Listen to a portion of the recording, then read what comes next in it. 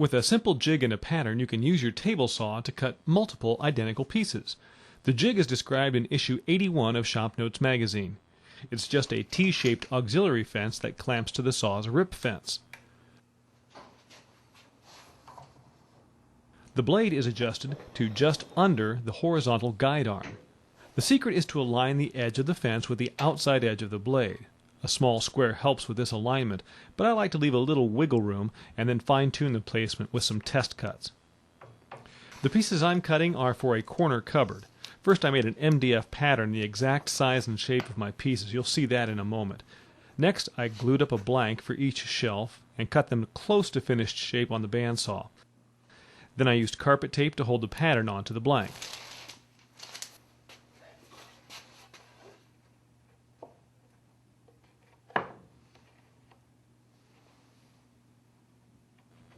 Now during the cut, the pattern will ride against the guide arm, and the blade will trim the blank.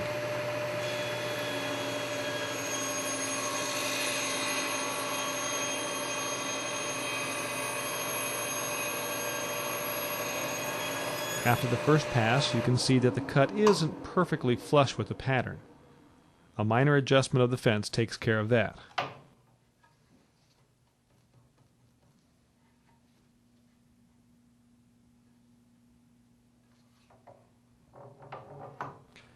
Now that the blade is aligned with the end of the guide arm, the blank is cut exactly flush with the pattern.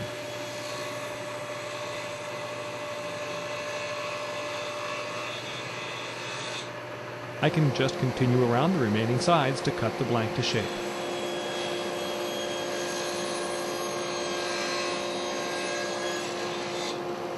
This technique can also be used to square up a panel. This works really well with pieces that are too large to handle easily with a miter gauge.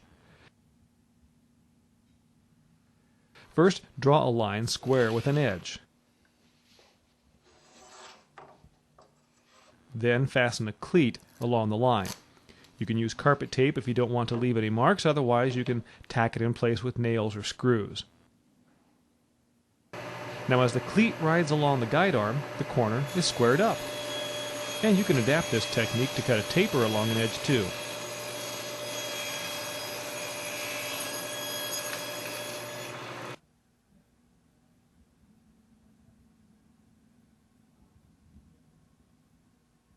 You can get more details about pattern cutting in issue 81 of Shop Notes magazine.